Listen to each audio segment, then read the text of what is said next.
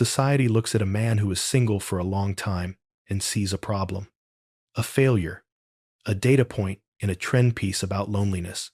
He is labeled as unsuccessful, uncommitted, or worse, an incel. They see a man who has failed at the game of love. They are wrong. What they are witnessing is not a failure. It is a quiet, deliberate, and increasingly rational exodus from a system that has become psychologically untenable for a vast number of men. They are not failing at the game. They are refusing to play. This is not a story of defeat. It is the story of a strategic withdrawal, a conscious act of self-preservation in the face of a dating market that offers diminishing returns for astronomical costs. This is the psychological secret we are here to unmask. For millions of modern men, the peace, freedom, and purpose found in long-term singleness now dramatically outweighs the perceived rewards and tangible burdens of modern dating and relationships. The silence you see is not emptiness.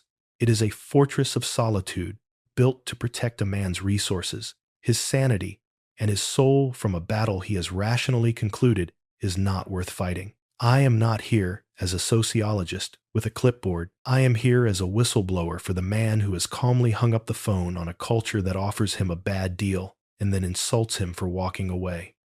We will not pathologize this choice. We will dissect it.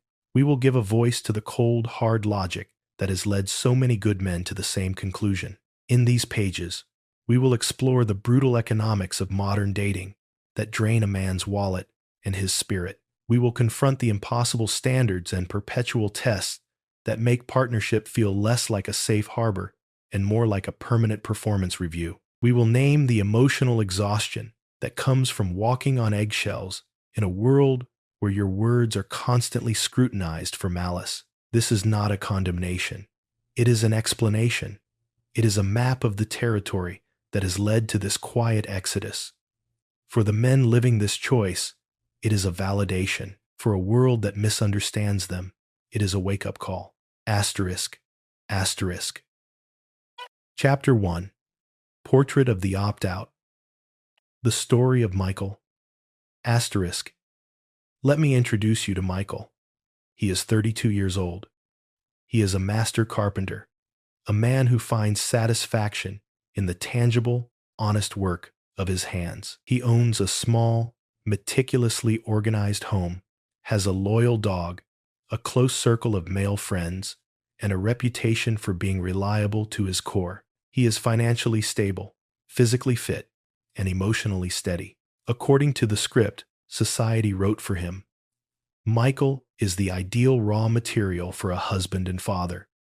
Yet, Michael has been single for 4 years, and he has no plans to change that. He is not angry. He is not bitter. He is, simply, retired from the game. His 20s were his tour of duty in the modern dating market. He entered it with the optimism of a man who believes in the rules he was taught.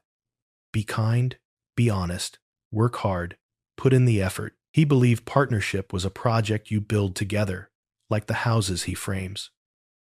What he found was not a construction site, but a casino, where the house always wins. His retirement was not a single, dramatic event, but a slow erosion of spirit, a death by 1,000 cuts. There was the economic cut, the endless series of expensive first dates that felt less like mutual discovery and more like an audition, with him footing the bill for the entertainment. He remembers one date in particular, a woman who barely made eye contact, scrolled through her phone, and yet had no issue ordering the most expensive items on the menu. He didn't feel like a potential partner. He felt like a temporary sponsor, a human ATM, and the experience left him feeling not just poorer, but used. Then there was the cut of impossible standards. He dated a woman for 2 months who seemed wonderful, until she casually admitted she couldn't see a future with him because, at 6 feet tall, he wasn't tall enough for the image she had in her mind. He, a man who builds foundations that will last a century, was dismissed over a few inches. He was not a person to her. He was an accessory that didn't quite match the outfit. Finally, there was the cut of psychological exhaustion. The last woman he seriously dated was a master of the perpetual test. Every conversation was a minefield. Every statement he made was twisted to find a hidden, negative meaning. He found himself constantly anxious, rehearsing what he would say, terrified of misspeaking. He was not in a partnership. He was a permanent defendant in a courtroom where the rules of evidence were always changing. He came home from their dates not energized, but drained, as if he'd just finished a grueling interrogation. One evening, after another exhausting, circular argument about nothing, he came home, sat on his porch, and looked at the quiet order of his life, his workshop, his dog, the plans for his next project, and for the first time, he contrasted the peace he felt in that moment with the chaos of his dating life. The math was simple, brutal, and clear. The cost in money, in time, but most of all, in his own sanity, was no longer justified by the potential reward. He wasn't quitting in anger. He was making a sound business decision. He was choosing to invest his finite resources into assets that gave him a positive return: his work, his friendships, his own peace of mind. He was choosing to opt out. Before a man's heart is broken, his resources are often bled dry. The unspoken script of modern dating has cast him in the role of financier, logistical planner, and entertainer-in-chief. He is expected to underwrite the entire, lengthy audition process, funding the venue, the catering, and the transportation, often with no assurance of a callback, let alone a role in the production. This is not the foundation of partnership. It is speculative investing with outrageously poor odds, and the inevitable outcome for many is emotional bankruptcy. This is not a simple complaint about the price of a dinner. It is an analysis of a system where the risk is profoundly imbalanced. The cost is threefold. First, there is the obvious financial drain, the accumulation of countless expensive meals, cocktails, and event tickets spent on interactions that lead nowhere. Second, there is the drain of time and effort, the hours spent on apps, planning dates, commuting, and carrying conversations that frequently feel like one-sided interviews. But the third and most devastating cost is the emotional one. It is the slow-burning humiliation of feeling that your primary function is to provide an experience, to be a temporary sponsor for someone's evening. Let's return to Michael and the date that became a symbol for him of this deep imbalance. He went in with genuine optimism. The woman was intelligent and attractive. He chose a nice restaurant, a place that showed effort and respect. He was prepared to invest his money, his time, and his full attention. From the moment they sat down, however, he felt a familiar, sinking feeling. Her attention was not on him, but on her phone, which she placed face up on the table, a glowing portal to a world she clearly found more interesting. He asked questions about her life, her work. She gave short, perfunctory answers, her eyes flicking down to the screen every few seconds. Yet, when the waiter came, her focus was absolute. She ordered an expensive appetizer, the market-price fish, and a top-shelf glass of wine. As she scrolled through her social media feed, Michael sat in a pool of silence, feeling less like a date and more like a piece of furniture that happened to have a credit card. He was not a potential partner. He was the silent producer of a night out for a woman he just met. The $100 bill he left on the table felt like the cheapest part of the transaction. The real price was his own sense of dignity. This is the dynamic that leads to bankruptcy. A man's desire to be generous and capable qualities that would be assets in a committed relationship is weaponized against him in the dating phase. He is placed in a catch-22. If he refuses to fund these expensive auditions, he is labeled cheap and low effort. If he agrees to fund them, he often ends up feeling exploited and resentful. His goodwill becomes a liability. A man like Michael eventually looks at his life as a balance sheet.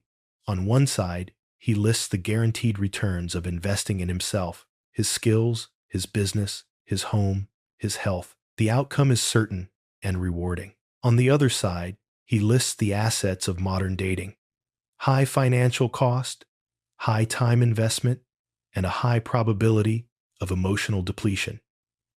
The math is not emotional, it is brutally rational. He is not stingy, he is a savvy investor in his own life. He has simply stopped funding a casino that has proven, time and again, that the house always wins.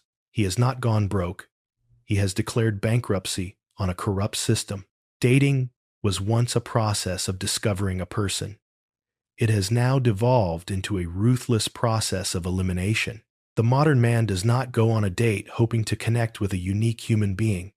He goes to an audition for which he has not been given the script, in front of a judge who holds a checklist of impossible and often contradictory qualifications. He is not being met, he is being measured. And in this new reality, he is almost always found wanting. This is the tyranny of the checklist, a phenomenon amplified to a deafening roar by the twin engines of dating apps and social media. The paradox of choice, the illusion of infinite options on a screen, has convinced many that the perfect man is not only possible, but is a baseline requirement. He must be over 6 feet tall. He must earn 6 figures. He must have the body of an athlete, but the soul of a poet. He must be dominant and decisive, but also gentle and emotionally vulnerable. He must be adventurous and spontaneous, but also a bedrock of stability and predictability. He must be a statistical unicorn. This is not an exaggeration. This is the brutal filtering mechanism that men like Michael face every single day. A man's entire worth, his whole complex, striving, imperfect humanity, is flattened into a series of data points to be swiped left or right. Let's revisit Michael's most painful lesson in this reality. He had been seeing a woman for 2 months. It was, for the first time in a long while, hopeful. The connection felt real. They shared a sense of humor, had long conversations, and he was beginning to let his guard down. He was starting to build something. One afternoon, over coffee, she ended it. It wasn't with anger or drama, but with a kind of calm, surgical finality that was somehow more brutal. "You really are a wonderful man, Michael," she said. And he could tell she meant it. "But," she sighed, "I just can't get past the height thing. I've always pictured myself with someone, taller." In that moment, everything Michael was, his skill as a craftsman, his loyalty as a friend, his fundamental decency as a man, was rendered irrelevant. It was all erased by a single, unchangeable line item on her list. He was a house built with the finest materials, with perfect joinery and a solid foundation, being condemned because the inspector didn't like the color of the sky on the day she visited. The rejection wasn't just painful, it was absurd. It communicated a message of profound futility. Asterisk. No matter how hard you work or how good you are, you can be disqualified at any moment for something you can never change. Asterisk. This is a game you cannot win.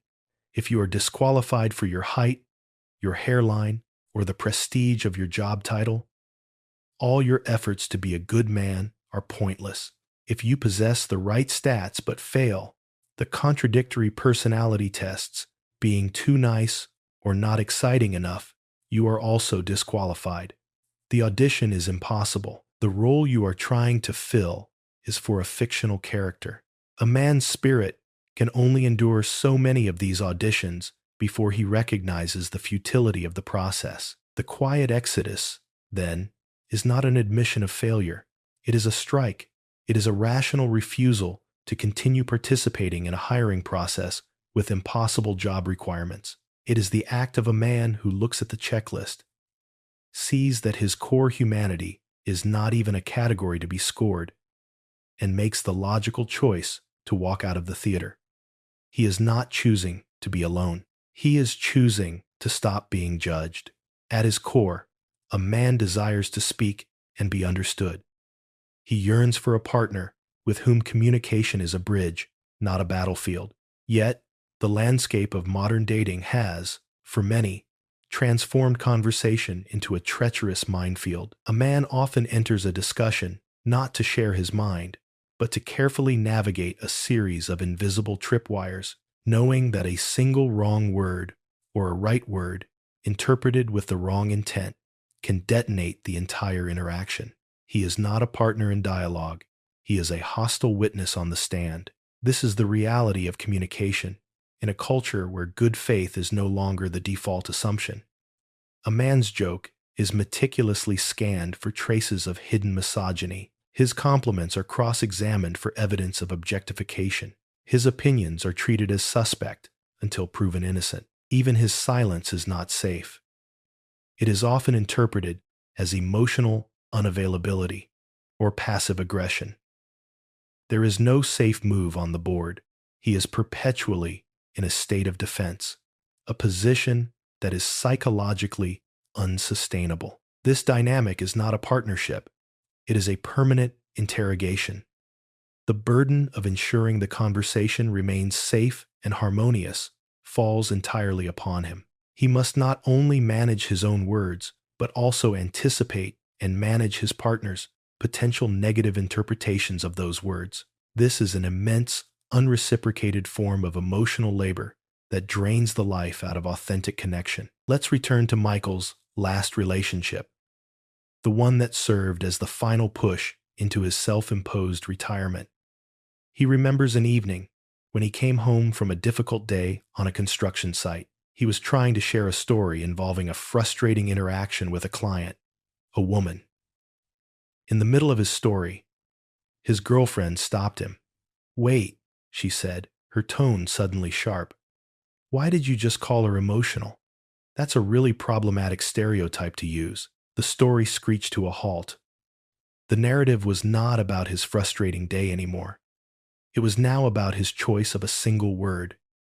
He was no longer sharing an experience. He was defending his character. He spent the next 10 minutes backpedaling, explaining that he meant the client was yelling, not that she was hysterical, and apologizing for his phrasing. The original point of his story was lost forever, buried under the weight of her forensic analysis. This was not an isolated incident. It was a constant pattern.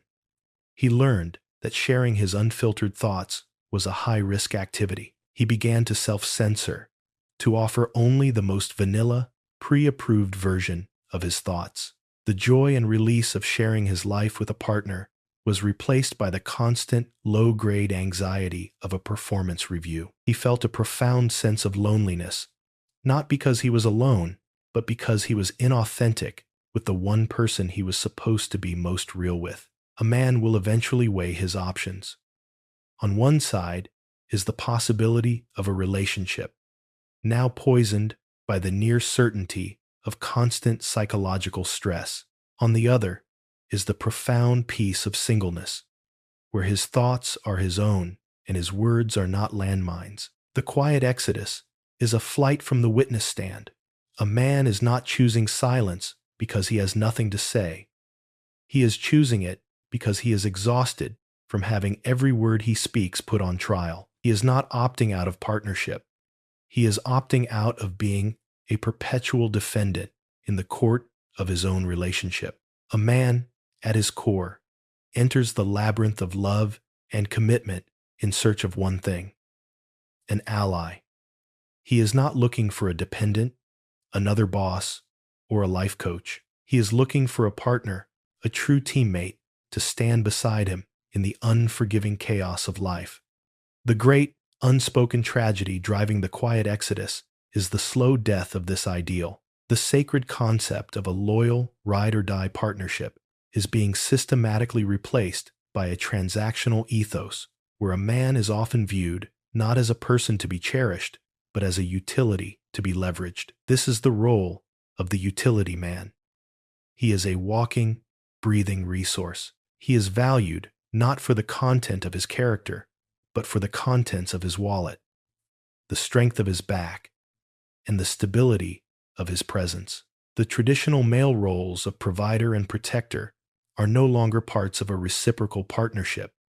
They are presented as a baseline, non-negotiable service he must offer. In return, the traditional female roles of support, loyalty, and nurture are reframed as optional, contingent on her mood, and subject to his perpetual performance. He is left with all the responsibilities of the old world, with none of the corresponding respect or appreciation. The dynamic shifts from collaborative to adversarial.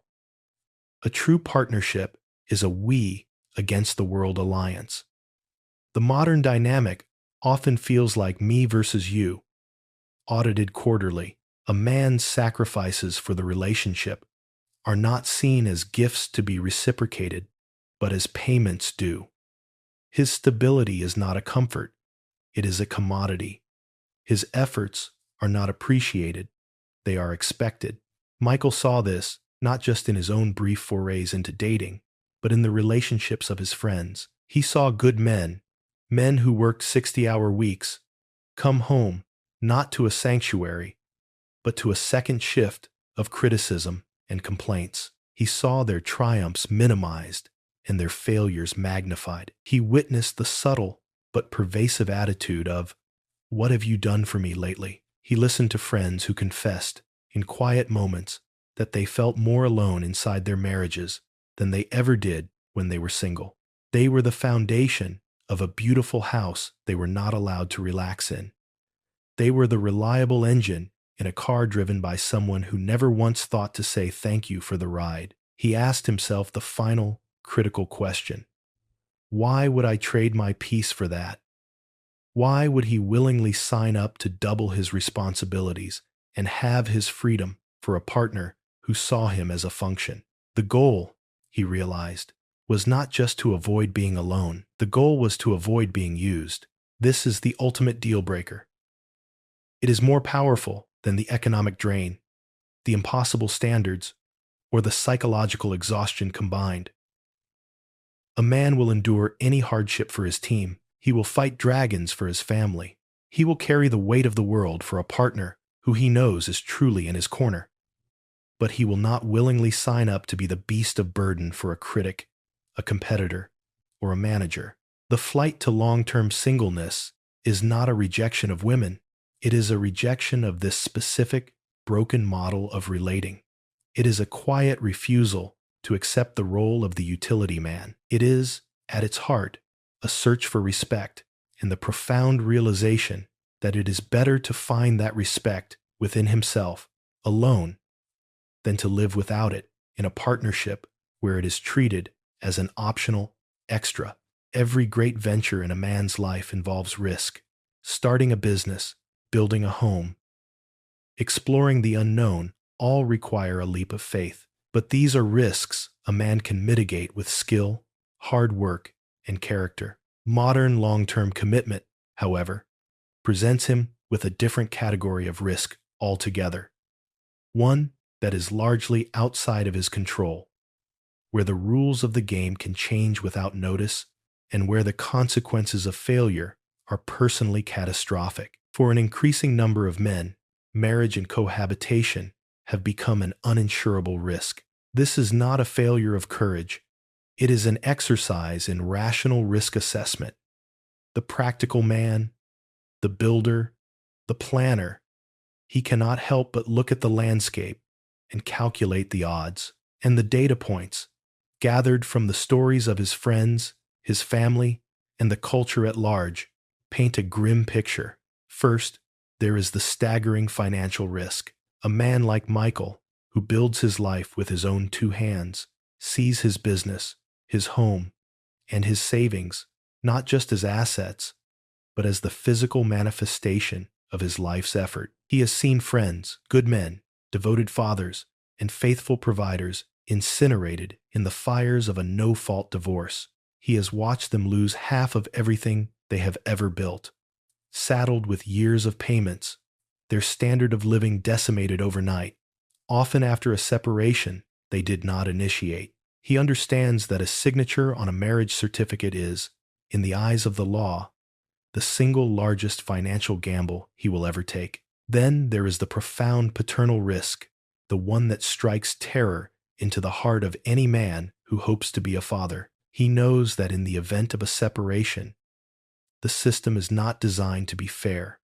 It is designed to be formulaic. He fears a future where his access to his own children could be reduced to every other weekend, where his role as a father could be demoted to that of a visitor and a checkbook. The possibility of having his children used as leverage, or worse, being slowly erased from their lives, is a risk so existentially horrifying that it can make him recoil from the entire prospect of family. Finally, there is the social and emotional risk. In the wreckage of a relationship, the social narrative rarely favors the man. He is often presumed to be the one at fault. His sacrifices are forgotten, his contributions are minimized, and his reputation can be permanently scarred. He risks not just the loss of his partner and his home, but his very standing in the community. Michael looks at his friend Dave, a man hollowed out by a divorce he never saw coming. He sees Dave in his small, barren apartment, a ghost of the vibrant man he once was, fighting just to see his own children. Michael, the carpenter, the man who manages risk for a living, performs a simple calculation. On one side is the life he has built, peaceful, stable, and entirely his. On the other is a partnership that, based on his own experiences and observations, has a high probability of failure, with a downside risk of absolute personal, financial, and paternal ruin. Society asks, why are men so afraid to commit? This is the wrong question. Men are not afraid of commitment. They are afraid of committing to a system that offers them catastrophic consequences and very little protection. He is not avoiding love, he is avoiding ruin. The quiet exodus is not a retreat from intimacy. It is a retreat from a casino where the man is forced to bet his entire life while the house holds all the cards. When a man speaks his truth about the profound costs of modern dating, society does not listen. It diagnoses. When he makes the rational choice to walk away from a system he finds to be toxic and unrewarding, society does not ask, why? It simply assigns a label: loner, failure, man-child, incel. The man who opts out is not just misunderstood.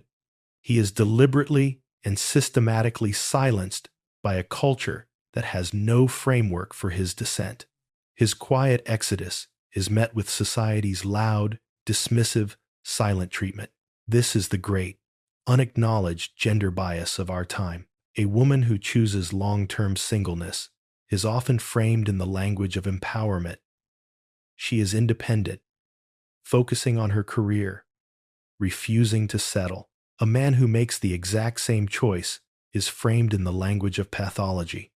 The narrative immediately assumes a deficit on his part. He is unable to commit, emotionally unavailable, or not successful enough to attract a partner. The culture refuses to entertain the possibility that a good, stable, successful man might look at the current relationship landscape and rationally say, no, thank you. This refusal to listen is a form of societal gaslighting. The man who attempts to articulate the reasons we have detailed in these pages, the economic drain, the impossible standards, the psychological exhaustion, the asymmetrical risk, is not met with understanding. He is met with accusations. His legitimate concerns about the financial imbalance are dismissed as misogyny. His frustration with being judged by a checklist is labeled bitterness. His desire for a true, reciprocal partnership is reframed as an unreasonable demand. His rational risk assessment is called fear of commitment. The system denies his reality and then diagnoses him as flawed for describing it. Let's picture Michael at a family gathering. A well-meaning relative pulls him aside, their face a mask of loving concern. Michael, you're such a catch. Why are you still single? Don't you want to be happy? Analyze the brutal assumptions buried in that seemingly innocent question. First, that single equals unhappy. Second, that the problem, the deficit, lies with Michael. And third, that a good partnership is a simple commodity that he is, for some reason, failing to acquire. How can Michael, in that moment, possibly articulate the years of accumulated data that led to his choice? How can he explain the concept of emotional bankruptcy or the tyranny of the checklist? He cannot. So, he gives the socially acceptable, empty answer. I'm just focusing on my work right now. I'm happy. He is forced into a polite silence. His support system, with the best of intentions, has just reinforced his isolation. They have tried to fix a problem that he, through years of lived experience, has redefined as his solution. Society refuses to listen because the quiet exodus is a terrifying indictment of the current social contract. It is easier to pathologize millions of individual men than it is to confront the uncomfortable truth that the institution of modern dating and marriage has, for many of those men, become a bad deal. It is easier to label the dissenters as defective than to admit that the system itself is broken. Your choice, therefore, has become a form of silent protest. You have been given no public forum to voice your grievances without being shamed. So, you protest with your absence. Your withdrawal is not a sign of your failure. It is a symptom of society's failure to build a world of partnership that is safe, equitable, and appealing to good men. Your silence is not emptiness. It is a statement, and it is growing louder every single day. You have walked away from the casino. You have retired from the impossible audition. The quiet exodus is not a destination. It is the beginning of a journey. To simply opt out is a passive state. To thrive, you must actively build. The goal is not merely to be single. It is to become sovereign. This is the roadmap to building the fortress of a life so fulfilling that partnership becomes an optional enhancement, not a desperate necessity. Asterisk, asterisk. Stage 1. From opt-out to architect, asterisk, asterisk. Your first task is to reject the labels society has prepared for you. You are not a loner. You are a man engaged in deep work. You are not a failure. You are a dissident who has exposed a failed system. You must consciously reframe your choice, not as a lack, but as a strategy. You are not giving up on dating. You are reallocating your life's most precious resources, your time, your money, your emotional energy, away from a low-return investment and into a high-return one, to yourself. This is not a retreat. It is the groundbreaking ceremony for the most important project you will ever undertake. Asterisk, asterisk. Stage 2. The allocation. Your new portfolio. Asterisk, asterisk. A sovereign man is the master of his own resources. You will now take the assets you once poured into the dating market and invest them with purpose. Asterisk, asterisk, asterisk. Financial sovereignty. Asterisk, asterisk. Take the money that would have been spent on the endless auditions and give it a mission. Start a freedom fund. Invest in an asset that will grow. Buy the tools you've always wanted for your workshop. Fund the business idea you've been putting off. Every dollar you invest in your own enterprise is a brick in the wall of your fortress, a tangible symbol of your independence. Asterisk, asterisk, asterisk. Physical sovereignty. Asterisk, asterisk. Your body is no longer a product to be judged on a checklist. It is the one and only vehicle you have to move through the world. Reclaim it for its intended purpose: strength, resilience, and capability. Train for a marathon. Master a martial art. Learn to rock climb. Build a body that can times do times things, not just one that can be looked at. This pursuit of physical mastery for its own sake is a source of profound internal validation that no one can ever take from you. Asterisk, asterisk, asterisk. Mental sovereignty, asterisk, asterisk. This is the most crucial investment. Actively cultivate a brotherhood of strong, honorable men. Find the friends with whom you can speak the truth, who will hold you accountable to your own high standards. This council of peers is the antidote to societal shame. They are the mirror that reflects your true worth when the culture tries to tell you you are broken. Simultaneously, you must curate your information diet. Unplug from the cultural noise that pathologizes your choice. Your mind is your kingdom. Guard the gates ferociously. Asterisk, asterisk. Stage 3. The great work. Executing your purpose. Asterisk, asterisk. A man without a mission is adrift. With your resources reallocated, you must now focus your reclaimed energy on your great work. For Michael, this was his craft. For you, it may be your business, your art, or a cause you believe in. This purpose must become the central, organizing principle of your life. It is the engine that will drive you forward, the source of your passion and your pride. You will still interact with the world and with women, but you will do so from a position of a man on his path, not a man searching for one. This posture of non-neediness is the quiet hallmark of a sovereign man. Asterisk, asterisk. Stage 4. Navigating the peace, the rewards, and their price. Asterisk, asterisk. The consequence of this new life is a profound and sometimes jarring peace. The drama, the anxiety, and the emotional highs and lows of the chase will be gone.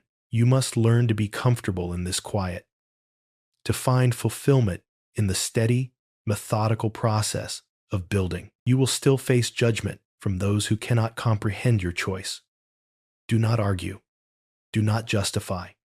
Let the quality of your life, your quiet confidence, and your visible freedom be your only response.